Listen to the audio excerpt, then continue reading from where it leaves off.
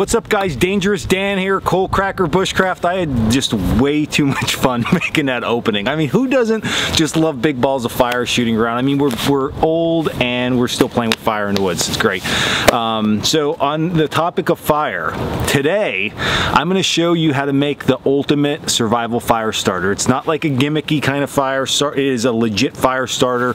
You might have even seen these online. I know companies sell them and they are legit fire starters. They are just as good as any store-bought one that you will ever buy, and they're super cheap to make, plus it's a fun project, plus you'll have your emergency fire with you.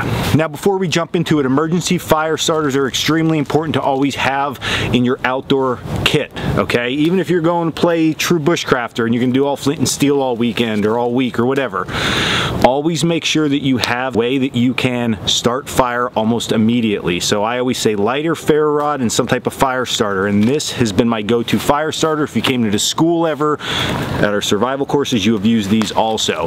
So a couple supplies that you are going to need. First and foremost, you're going to go to just a local dollar store and you're going to get the cotton round pads. Okay, they're usually in the makeup aisle, so you're going to grab those. Next, you're going to grab wax. You could buy this at most grocery stores. It's called Gulf wax. It's paraffin wax.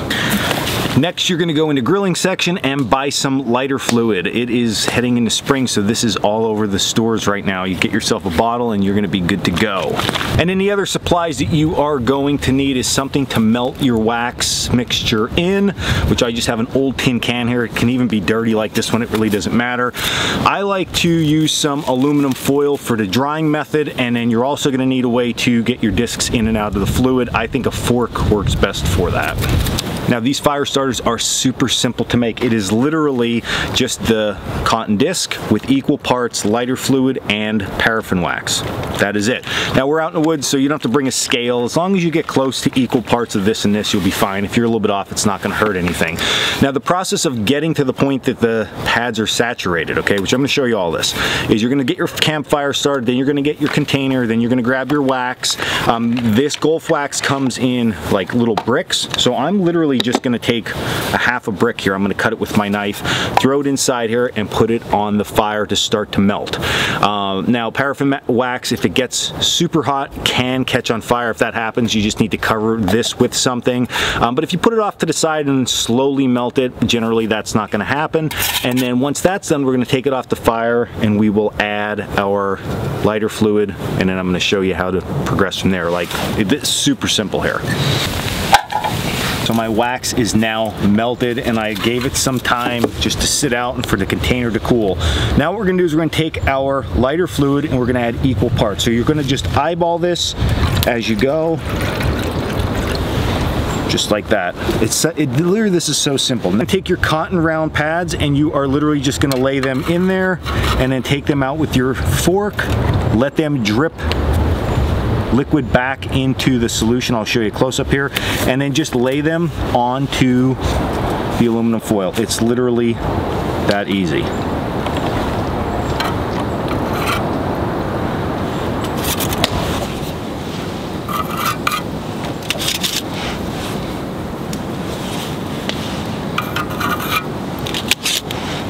Alright, about 15 minutes later, everything is cooled, and you can see that if they stick here a little bit, it's not a problem because of the aluminum foil. Alright, if they're really stuck, none of these are, but if they are, you can get underneath here and peel that away and you'll be fine. Alright, so now what we're going to do is we're going to go test these fire starters and show you how awesome they actually are. Alright, so now the true test. Do these things actually work? So how you use these is you break them open like this, and what's going to happen is it's going to expose all of those little fibers from the cotton pad. So it's the same concept as a fire lay. Small to large material, small to large material. What's going to help here though is the cotton, number one, is going to act as the small material. You have the gas on there to help combust it, and then you have the wax to prolong the burn time. Okay, so we get all that stuff in place. Quick little strike here, and look at that. Right up. Now, I'm going to let this burn for a little bit. I'm not going to bore you to death. okay? But they get a very nice long burn time out of these things. You can also couple this up with another one. You can cut these things in half. If you've been into school here, you know that we actually sometimes cut them in a quarter, and you can still get a sustainable fire out of it. So I'm gonna give this some time to burn. We'll come back to you, and then we're gonna go show you some other tests with these, how good they actually work. Okay, so you can see it's just about out, and right now we're at about 4.5 minutes. So nice long burn time. I would say at this point, even though there's some flame, it's gonna be helping your fire situation, but if you don't have a sustainable fire by this point, what you're collecting and adding on here is probably not the proper material. So we'll call that a super success. So let's look at another situation with our fire starter. Let's say we get wet, our fire starter gets wet. I have water here, look, right? Fire starter was just in the water. I'm not gonna take it out of screen. I'm not trying to trick anybody. So we give it a little shake. The wax is a protectant. It's not gonna allow the cotton to get wet. At this point now, same thing, just dry off your hands a little bit, break this open, expose those fibers, set it down, give it a strike,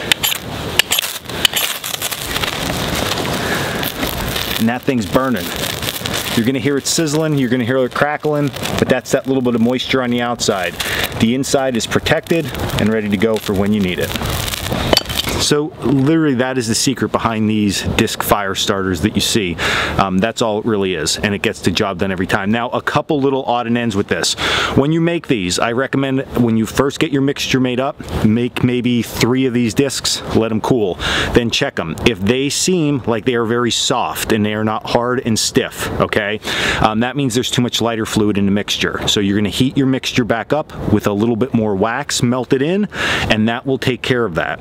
Now, if you make them and they're not lighting very easily and they're very hard, too much wax, not enough lighter fluid. So you got to play around with that a little bit and get it just right, but once you get it dialed, it'll be perfect. Now, white is nice because if you drop it in the dark, it's like, there it is. But let's say it's snowy out, you're in snowy conditions, white is probably not what you want because of the snow, okay? So you can very easily add some dye into this. You can get candle dye in a variety of different colors. You can add it in, orange, red, green, whatever you want to do, and you can make these things different colors and then stack them and you'll be good to go. So if you enjoyed this video, hit the like and subscribe button down below. Also check us out at coalcrackerbushcraft.com. Also check out our gear channel, Coalcracker Gear. We talk about the gear that we manufacture, and then you can also check us out at Coalcracker Bushcraft on Instagram, all that good stuff. All right, so like, subscribe, do all that stuff, and until next video, stay in the woods.